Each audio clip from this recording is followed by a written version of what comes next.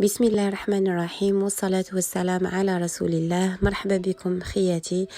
أنا رجعت لكم بعد غياب لي دام عدة أشهر. عدت والعود أحمد إن شاء الله. اليوم رجعت لكم وجبت لكم وصفة تاع المسكوتشو.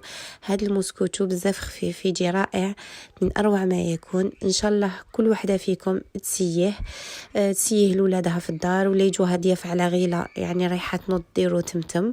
وصفة سهلة وناجحة 100% من أول مرة. قبل ما نبداو في الوصفة راح نهضر لكم على دورة الحلويات التقليدية اللي راح تكون بإذن الله في الأبيار إن شاء الله. هذه الدورة هذه بشهادة معتمدة من الدولة، يعني أي وحدة تجي تتعلم عند أم عبد الله راح تحصل على شهادة معتمدة معترف بها في 58 ولاية. ماشي غير الناس العاصمة، يعني اللي خارج العاصمة تقدر تجي العاصمة وتقرأ وتدي هذيك الشهادة ودير المشروع تاعها في الولاية ديالها. بالنسبة للدورة حتكون في الأبيار إن شاء الله. مدة التربص 3 أشهر، وكاين دورات تاع 3 أيام. اللي راهي حابة تسجل وتلتحق بنا مرحبا بها. السلام عليكم، بسم الله الرحمن الرحيم، والصلاة والسلام على رسول الله. اليوم حنقدم لكم وصفة المسكوتشو. هنا عندي ربع حبات بيض، نضيف لهم كاس تاع سكر عادي. دوك هادو ما نخلطهم مليح بالباتور. بسم الله.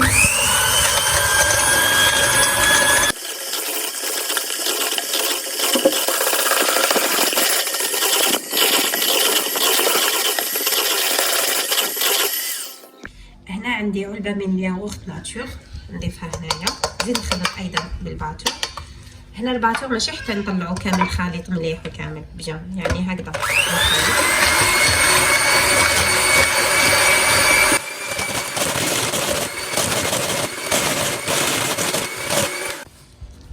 هنا عندي نصف كأس من الزيت نضيف هكذا، نديرو على 2 فور على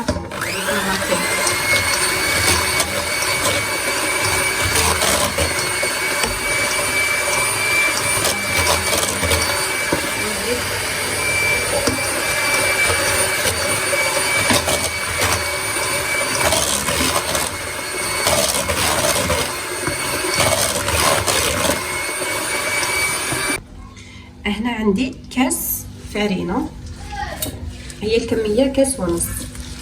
هنا غربلوها دايما لاطاغي نتاعكم كي تجوا تخدموا غربلوها. بسم الله. نضيف كاس الاول، نخلط في الفوي، نزيد نضيف من بعد النص.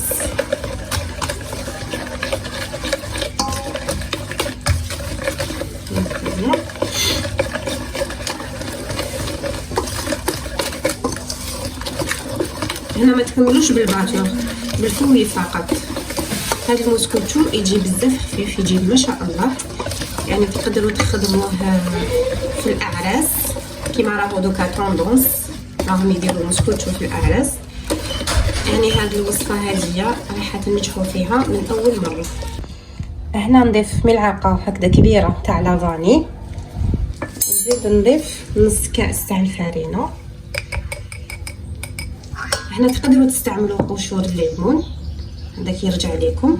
ونزيد نضيف عندي كيسين من الخميره الحلويات ايضا. هنا الخميره لازم تغربلوها، نغربلها ايضا. فوالا بسم الله. نواصل نواصل هكذا الخلط غير بالفوي فقط. أشهد أن لا إله إلا الله،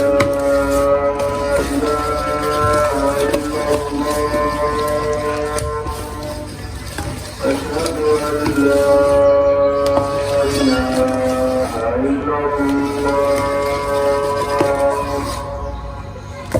أشهد أن تحسوا على هذه القهوة يجي هايل ما شاء الله. يرجع الله سورتو كي راهم دوك يديروا في العراس، يعني اللي تكون حلوجيه تخدم جهه الكوموند تاعو ما تخافش كامل منه، جهه هايل ويطلع ما شاء الله. بسم الله. هنا الحاجه الاولى المول ديالي ندير له الزيت هكذا ونمسحو بيان حتى الفوق هكا كامل، نوزع عليه الزيت.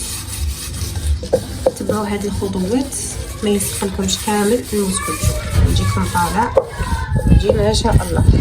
طلعوا حتى الفوق وما عادوش نجيب لا فارين ونزيد نرش الفرينه هكا، نرش كامل الفرينه.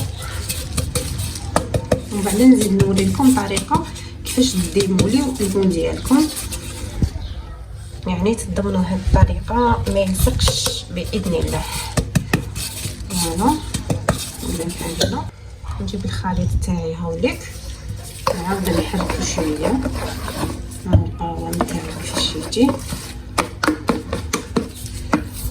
نحطو هنا بسم الله، نفرغ كامل الخليط.